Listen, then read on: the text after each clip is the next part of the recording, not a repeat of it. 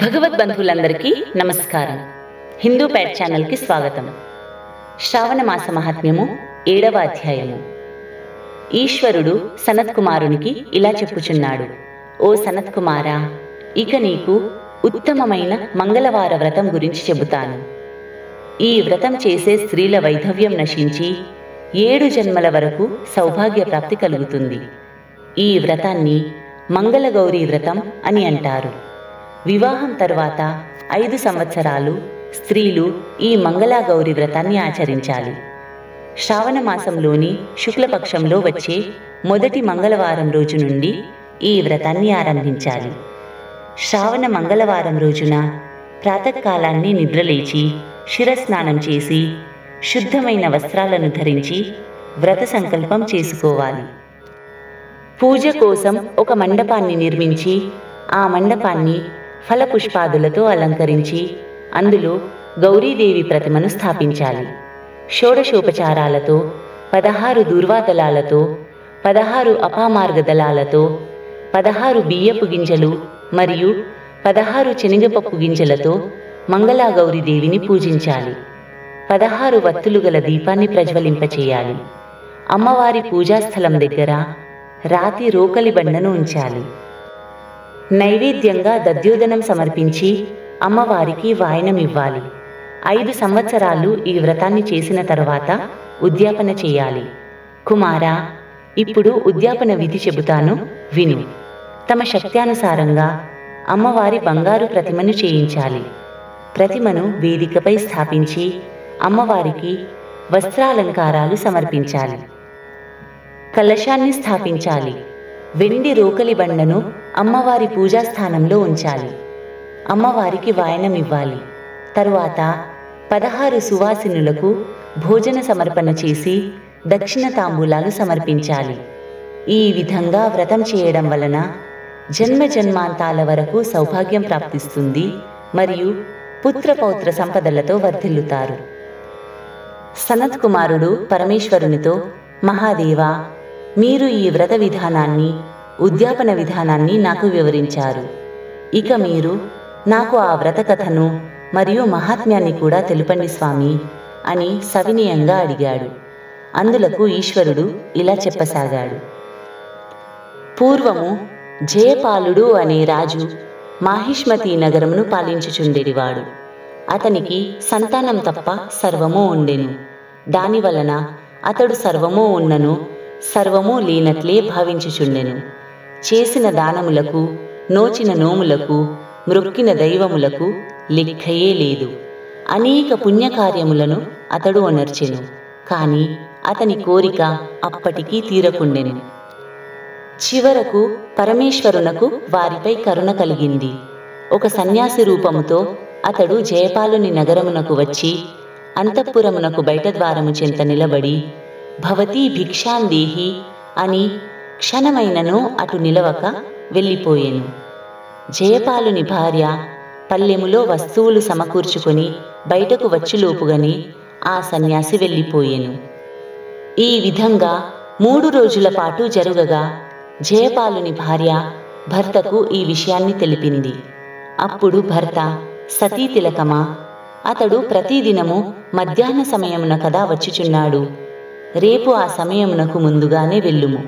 పిలిచిన వెంటనే ఆ సన్యాసికి వస్తువులను వేయుము అని పలికెను. అట్లే అని ఆమె అన్నది. సన్యాసి రూపధారి అయిన పరమేశ్వరుడు ఆ దినము మధ్యాహ్న సమయమున వచ్చెను.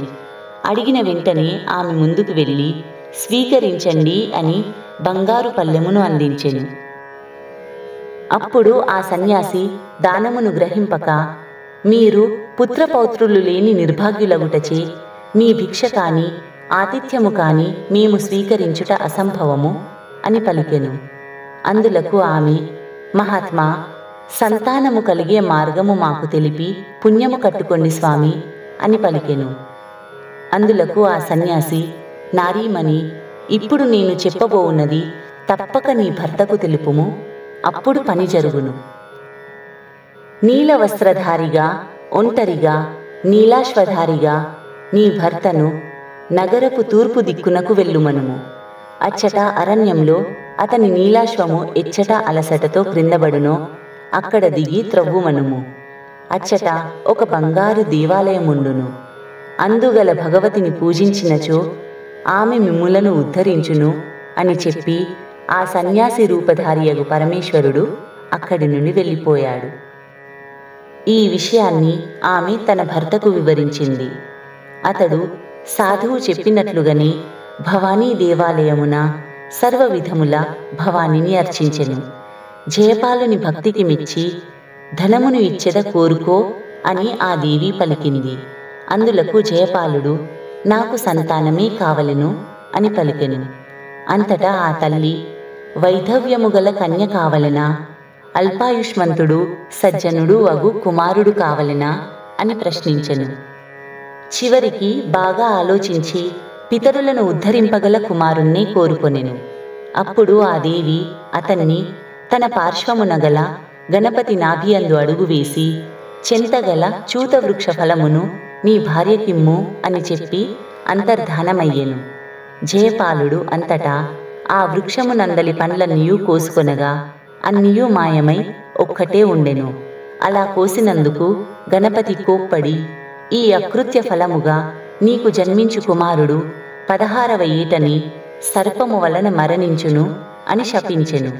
అతడు వెళ్ళిపోయాడు. వరఫలితముగా జయపాలుని భార్య ఒక కుమారుణ్ణి కన్నది. అన్నీయూ సక్రమంగా జరిగినవి. తరువాత పిల్లవాడు క్రమంగా పెరుగసాగాడు. వయస్సు వచ్చినది. జయపాలుని భార్య అబ్బాయికి వివాహము జరిగినచో ఆయుర్దాయము పెరుగును కనుక వివాహము చేయండి అని పలికెను. అప్పుడు జయపాలుడు మనవాడు కాశీకి దైవదర్శనార్థం వెళ్ళవలెను కదా, వెళ్ళి వచ్చిన తరువాత వివాహ విషయం ఆలోచిద్దాము అని అన్నాడు. జయపాలుడు తన కుమారుణ్ణి అతని మీనమామతో కాశీకి పంపెను. త్రోవలో వారు ప్రతిష్ఠానపురము చేరారు. అచ్చట వారు ఒక ఆరామమున ప్రవేశించారు. అక్కడ కొందరు కన్యలు ఆడుకొనుచుండిరి. అందులో సుశీల అనే కన్య మరొక కన్యతో దెబ్బలాడే సందర్భమున ముండా రండా అని ఆ అమ్మాయి తిట్టెను. అంతటా సుశీల మా అమ్మగారు మంగళా గౌరీ వ్రతం చేయుచున్నది కనుక మా కుటుంబములో ఎవ్వరు కూడా ముండలు రండలు ఉండరు, అలా కాదు అని పలికెను. జయపాలుని కుమారుడు శివుడు మరియు అతని మీనమామ అచ్చటే ఉండిరి. తరువాత వారు సుశీల తండ్రి అర్చించే పార్వతీ పరమేశ్వరాలయమునకు వెళ్ళారు. అప్పటికక్కడ సుశీల తండ్రి దైవమునకు నమస్కరించి మా సుశీలకు తగిన వరుడు ఎచ్చట ఉన్నాడు అని ప్రశ్నించాడు. శివుని మీనమామ సుశీల తండ్రికి కనిపించకుండా ఆలయము వెనుక నుండి శివుడు అనే పేరుగల ఒక బాటసారి నీకు ఇక్కడనే దొరకగలడు, అతడి నీ కుమార్తెకు తగిన వరుడు అని పలికెను. తరువాత సుశీల తండ్రి శివుడు అనే పేరుగల వరుణకిచ్చి తన కుమార్తెకు వివాహము చేసెను. తరువాత భార్యాభర్తలు క్షారలవన వర్జ్యముగా భుజించి బ్రహ్మచర్యవ్రతులై దర్భాస్తరణములపై శయనించారు.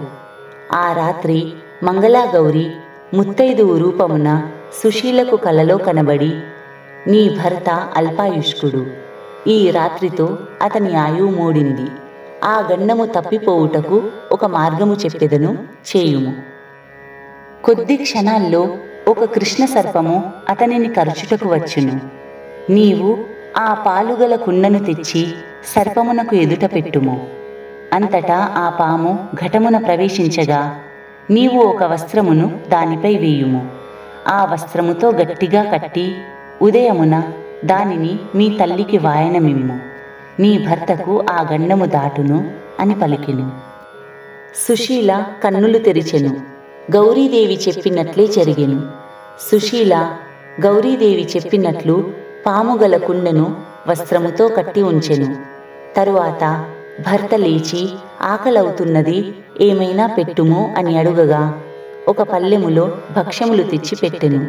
భక్ష్యములను భుజించి అతడు తన ఉంగరమును ఒకదానిని అచ్చటే పడవేసెను. తరువాత వారు సుఖంగా నిద్రించారు. తెల్లవారక ముందే శివుడు సుశీలతో చెప్పకుండగానే తన మేనమామతో వెళ్ళిపోయెను.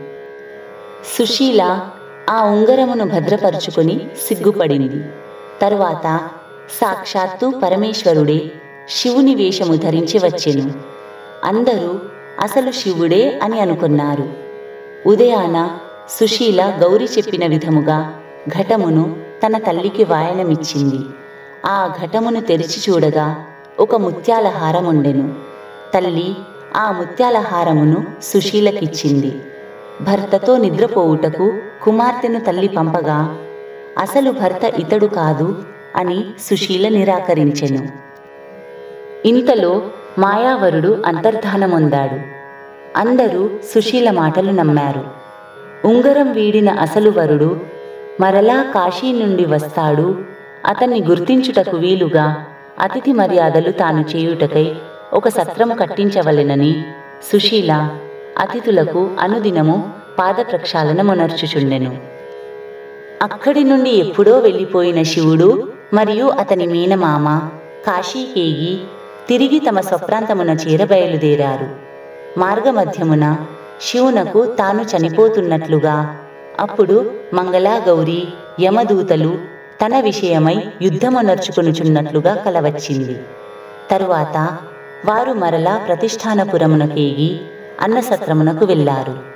అటు సుశీల శివునకు పాదప్రక్షాళన చేయుచు ఆనవాలు ఉంగరం గూర్చి చెప్పి అతడే తన వరుడని తన మాతాపితరులకు చెప్పెను. శివుడు కూడా నిజం చెప్పాడు.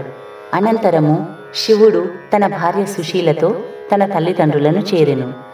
మామ జయపాలుడు సుశీలను తన కుమారునకు ఆయుష్ ఎలా వృద్ధి అయింది అని అడిగెను. అందులకు సుశీల అది మంగళగౌరీ కృప అని చెప్పినది. తరువాత వారు చిరకాలము సుఖంగా జీవించారు. ఈ విధంగా మంగళగౌరీ వ్రతకథ మరియు మంగళగౌరీ వ్రత మహాత్మ్యం గురించి పరమేశ్వరుడు సనత్ కుమారునికి వివరించాడు.